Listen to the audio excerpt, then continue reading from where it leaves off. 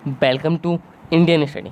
तारीख है आज 18 अप्रैल और हम कवर करेंगे 18 अप्रैल के सभी इंपॉर्टेंट करंट अफेयर्स से क्वेश्चन। तो चलिए स्टार्ट करते हैं। उससे पहले मैं आपको बता देना चाहता हूँ, इस वीडियो की जो पीडीएफ है वो आपको हमारे व्हाट्सएप ग्रुप और टेलीग्राम ग्रुप दोनों ही पर अवेलेबल हो जाएगी। तो आप लोग डिस्क्रिप्शन लिंक में जाकर व्हाट्सएप या टेलीग्राम दोनों ही ज्वाइन कर सकते हो, जहां से आप पीडीएफ का लुत्फ़ उठा सकते हो और ये पीडीएफ आप लोगों के लिए बिल्कुल फ्री में अवेलेबल रहेगी। और एक बात और बताना चाहता हूँ, यदि आपको सेशन अच्छा लगता है, वीडियो अच्छी लगती है तो प्लीज़ लाइक करिएगा, शेयर करिएगा और सब्सक्राइब करिएगा इंडियन स्टडी के हिंदी यूट्यूब चैनल को। चलिए स्टार्ट करते हैं पहले क्वेश्चन की ओर। विश्व हीमोफीलिया दिवस कब मनाया गया है?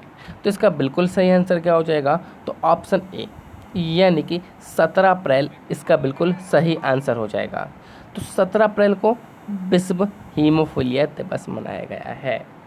अब देखिए, हीमोफीलिया दिवस आप जानते हो, हीमोफीलिया का एक आनुवांशिक बीमारी है जो कि माता पिता से उनके बच्चों में फैलती है और इसी बीमारी की जागरूकता फैलाने के लिए ये वर्ल्ड स्तर पर मनाया जाता है।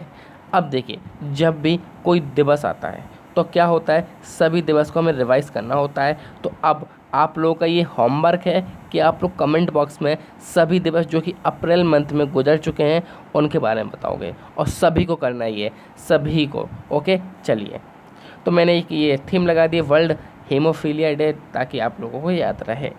दूसरा क्वेश्चन क्या है, भारत सरकार ने परेशानी मुक्त कृषि परिवहन के लिए किस ऐप को लॉन्च किया है? तो इसका बिल्कुल सही आंसर क्या हो जाएगा? ऑप्शन सी यानी कि कृषि रथ ऐप इसका बिल्कुल सही आंसर हो जाएगा। तो आपको पता है अभी हमारे देश में क्या चल रहा है, लॉकडाउन चल रहा है, जिसके कारण कृषि में काफ़ी परेशानी हो रही है। जो हमारे किसान भाई हैं उनको गेहूं वगैरह या जो भी उनकी उपज है वो ले जाने में काफ़ी दिक्कत हो रही है। तो अब जो इस ऐप है इसके ज़रिए जो उपज है उसको मंडियों तक पहुंचाने में मदद मिलेगी। साथ ही साथ जो भी पास में मंडी होगी या फिर जो भी चीज़ें होंगी, जो भी लाभ मिल सकेगा वो सब इस ऐप के द्वारा अब किया जाएगा। ऐप का नाम क्या है? कृषि रथ ऐप है। ठीक है। अब यदि बात की जाए तो रिसेंटली कुछ ऐप हैं जो कि आपको याद रखना है। जैसे सबसे इम्पॉर्टेंट ऐप है आरोग्य सेतु ऐप। देखिए, ये भारत सरकार द्वारा बनाया गया आरोग्य सेतु ऐप और इसने अभी अभी रिकॉर्ड बनाया है। 13 दिन में सबसे ज़्यादा डाउनलोड किए जाने वाला विश्व का ये एकमात्र ऐप है। साथ ही साथ अब यदि बात की जाए दूसरे ऐप की, तो जैसे कि राजस्थान ने कौन सा ऐप निकाला था? तो राजकोप। कौन सा ऐप निकाला था? राजकोप। तो वो भी आपको याद रखना है। ऐसे ही जितने भी ऐप हैं वो आप सभी को याद रखना है, क्योंकि ऐप इस समय काफ़ी न्यूज़ में आए हैं और उनको याद भी रखना है। राष्ट्रीय स्वास्थ्य प्रणाली को मजबूत करने के लिए कौन सा बैंक $500 मिलियन प्रदान करेगा? तो इसका बिल्कुल सही आंसर हो जाएगा ऑप्शन ए यानी कि AIIB Asian infrastructure investment bank इसका बिल्कुल सही आंसर हो जाएगा। तो उसने भारत को $500 मिलियन प्रदान करने की सहायता प्रदान की है। ठीक है। अब यदि बात की जाए, ये जो हमें $500 मिलियन मिलना है इसका यूज़ कहाँ किया जाएगा? तो उपकरण की खरीद के लिए, यानी कि इंस्ट्रूमेंट की खरीद के लिए इसका यूज़ किया जाएगा। अब यदि एशियन इंफ्रास्ट्रक्चर इन्वेस्टमेंट बैंक की बात की जाए तो इसकी स्थापना 16 जनवरी 2016 में हुई थी। बीजिंग चाइना में इसका मुख्यालय है। राष्ट्रपति इसके जिन हैं। हाल ही में किस खिलाड़ी को वर्ल्ड वाइड फंड इंडिया में एम्बेसडर के रूप में शामिल किया गया है? तो इसका बिल्कुल सही आंसर हो जाएगा ऑप्शन डी यानी कि विश्वनाथ आनंद इसका बिल्कुल सही आंसर हो जाएगा। विश्वनाथ आनंद जो कि हमारे भारत की ओर से शतरंज के खिलाड़ी हैं। ये हैं विश्वनाथ आनंद जो कि शतरंज के खिलाड़ी हैं। इन्हीं को वर्ल्ड वाइड फंड इंडिया में एम्बेसडर के रूप में शामिल किया गया है। अच्छा, एम्बेसडर बनाया गया है तो किस चीज़ का एम्बेसडर बनाया गया है? तो पर्यावरण शिक्षा कार्यक्रम के लिए। किसके लिए? तो पर्यावरण शिक्षा कार्यक्रम के लिए इनको एम्बेसडर बनाया गया है। इसी कारण इनको वर्ल्ड वाइड इंडिया फंड में शामिल किया गया है। नेक्स्ट क्वेश्चन की ओर चलते हैं।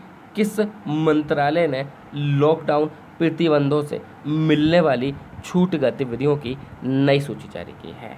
तो आपको पता है कि एक जो नई सूची जारी की गई जिसमें किया गया है कि 20 मई से कुछ राहत आपको मिल जाएगी लॉकडाउन में, तो वो किसने जारी की है?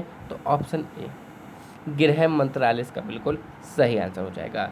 अब जिसमें क्या क्या है, जैसे कि वन क्षेत्र है, वहाँ पर जो भी एसटी हैं और आदिवासी लोग हैं वो कटाई कर सकते हैं, संग्रहित कर सकते हैं लकड़ियों को, ये सब काम कर सकते हैं। साथ ही साथ जो ग्रामीण क्षेत्रों में हमारे मजदूर हैं, यानी कि जो काम करते हैं निर्माण का, यानी कि निर्माण कार्य जो है वो भी चालू कर दिया जाएगा। तीसरा, जो हमारी खेती है, चाहे बांस की हो, नारियल की हो, या फिर सुपारी की हो, कोको की हो, मसालों की है, ये भी चालू कर दी जाएगी 20 से। ठीक है, तो ये बात आपको याद रखनी है। चलिए, अब यदि बात की जाए गृह मंत्रालय मिनिस्ट्री ऑफ होम अफेयर्स की, तो इसकी स्थापना पता है 15 अगस्त 1947 से बनी हुई आ रही है। नई दिल्ली में इसका मुख्यालय, उसके मंत्री चेंज होते रहते हैं। तो वर्तमान में कौन है? अमित शाह इसके मंत्री हैं। नेक्स्ट क्वेश्चन की ओर चलते हैं। हाल ही में भ्रष्टाचार के चलते तमस अजान ने इस्तीफा दिया है, वे किस महासंघ के अध्यक्ष थे? इम्पॉर्टेंट क्वेश्चन है, आप लोगों के लिए इम्पोर्टेंट क्वेश्चन है। इसका सही आंसर हो जाएगा ऑप्शन बी, यानी कि IWF इसका बिल्कुल सही आंसर हो जाएगा। IWF, तो सबसे पहले तो ये है हमारे तमस अजान, जिन्होंने इंटरनेशनल वेट लिफ्टिंग फेडरेशन, जिसको हम IWF हैं, उससे क्या कर दिया? इस्तीफा दे दिया है। अब इन पर कुछ भ्रष्टाचार के आरोप लगाए गए थे, जिसके चलते इन्होंने ये इस्तीफा दिया है। अब यदि बात की जाए, इन्होंने इस्तीफा दे दिया है, तो नए जो है वो अध्यक्ष कौन बन गए? तो अमेरिका के हैं उर्सुला पॉपरेंडिया। कौन है? उर्सुला पॉपरेंडिया, वो नए अध्यक्ष बन गए हैं। ठीक है, यदि बात की जाए IWF यानी कि इंटरनेशनल वेट लिफ्टिंग फेडरेशन, इसकी स्थापना 1905 हंगरी में इसका मुख्यालय है। अध्यक्ष तमस अजान हट गए हैं। अब 2022 एशियाई पेरा खेलों का शुभंकर कहाँ क्या होगा? तो इसका बिल्कुल सही आंसर हो जाएगा ऑप्शन ए, यानी कि 5 इसका बिल्कुल सही आंसर हो जाएगा। तो जैसा कि आपको पता है 2022 के एशियाई पेरा खेल ये कहाँ पर होने हैं? तो चीन में होने हैं, और 5 जो है ये इसका शुभंकर चुना गया है। अब 5 की यदि फे की यदि बात की जाए, तो ये जो वहाँ की संस्कृति है, क्या नाम उस संस्कृति का? लियांगा संस्कृति। उस लियांगा संस्कृति का जो देवीय पक्षी है उससे ये प्रेरित है 5। ठीक है, चलिए नेक्स्ट क्वेश्चन। हाल ही में RBI ने किस बैंक का लाइसेंस रद्द कर दिया है? तो देखिए, इसका सही आंसर हो जाएगा ऑप्शन डी, यानी कि Mapusa urban bank of Goa limited, इसका बिल्कुल सही आंसर हो जाएगा। तो इसका RBI ने लाइसेंस रद्द कर दिया है। RBI के कुछ मानदंड थे जो इन्होंने नहीं माने, उसी के चलते RBI ने इनका लाइसेंस रद्द कर दिया है। RBI यानी कि रिजर्व बैंक ऑफ इंडिया की बात की जाए, स्थापना 1 अप्रैल 1935 में हुई थी।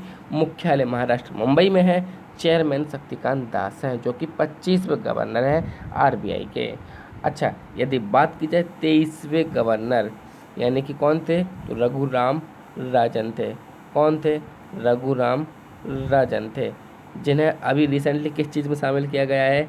देखिए, मैं आपको हिंट देता हूँ किस चीज़ में शामिल किया गया है, यही बता देता हूँ, बाहरी सदस्य के रूप में शामिल किया गया है, बाहरी सलाहकार के रूप में। ठीक है, चलिए आप लोग कमेंट बॉक्स में उसका आंसर बताइएगा किस एसोसिएशन में ये शामिल किए गए हैं। हाल ही में किसने पूसा डिकंटैक्टिंग एंड सैनिटाइजिंग टनल विकसित की है? तो इसका बिल्कुल सही आंसर हो जाएगा ऑप्शन बी, यानी कि ICAR इसका बिल्कुल सही आंसर हो जाएगा। देखिए, जिस प्रकार से ICMR होता है Indian council of medical research, उसी प्रकार से ICAR होता है Indian council of agriculture research. इस ही ने पूसा डिकंटैक्टिंग एंड सैनिटाइजर टनल विकसित किया है। अब टनल आपको पता है सैनिटाइजिंग टनल क्या होती है, काफ़ी आप लोगों को बता चुका हूँ। तो अब बात करेंगे ICAR की, यानी कि भारतीय कृषि अनुसंधान परिषद की। इसकी स्थापना जुलाई 1929 में हुई थी। मुख्यालय इसका नई दिल्ली में है। नरेंद्र सिंह तोमर इसके अध्यक्ष हैं। अच्छा, इस टनल का उद्घाटन किसने किया है? ये इंपॉर्टेंट हो जाता है। तो देखिए, हमारे कृषि एवं किसान कल्याण राज्य मंत्री कैलाश चौधरी। देखिए, अब ये राज्य मंत्री क्या होता है, केंद्र मंत्री क्या होता है, स्वतंत्र प्रभार क्या होता है। तो देखिए जो मंत्रिमंडल है हमारा 3 भागों में बटा रहता है। केंद्रीय मंत्री जो कि कोर ब्रांच होते हैं, यानी कि डायरेक्ट सिंपल उनको सीधे सीधे हमारे डिपार्टमेंट बटे होते हैं, जैसे कि फाइनेंस डिपार्टमेंट, वित्त मंत्रालय सीधा सीधा आपको दिया गया है, ठीक है। उसके बाद जो हमारे राज्य मंत्री होते हैं, तो ये क्या करते हैं, केंद्रीय मंत्रियों